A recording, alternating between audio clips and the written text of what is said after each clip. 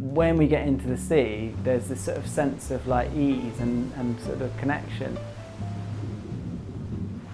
And I think there's a kind of simplicity with that. For me, I find that helpful, and from that space it's far easier to create. My name's Jake, and yeah, I like to play with clay. So I'm a potter, ceramicist, and person.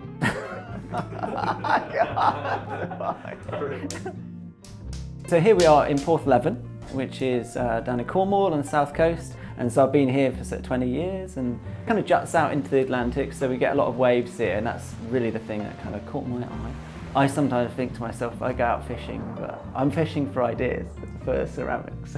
I offer these experiences where people come to make a cup using the wheel, and I guide them with that process. And so tourism is a big part of what I do. It's not just me, it's a lot of businesses in Cornwall are entirely dependent on tourism, really.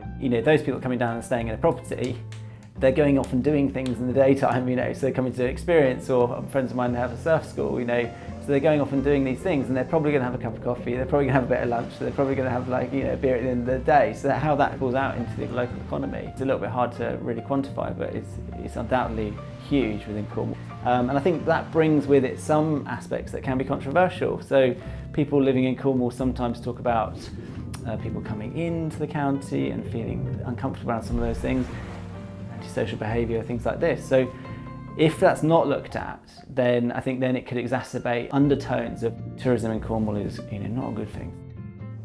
But I think Airbnb taking a stance of having a healthy tourism commitment is going to put people's minds at rest, that actually this is being looked at and there's systems in place to deal with it. Whether that means that everybody is going to be happy with people coming into Cornwall or not, let's see. But I think it's going to address some of those concerns that people do have, which is, I think, a step in the right direction.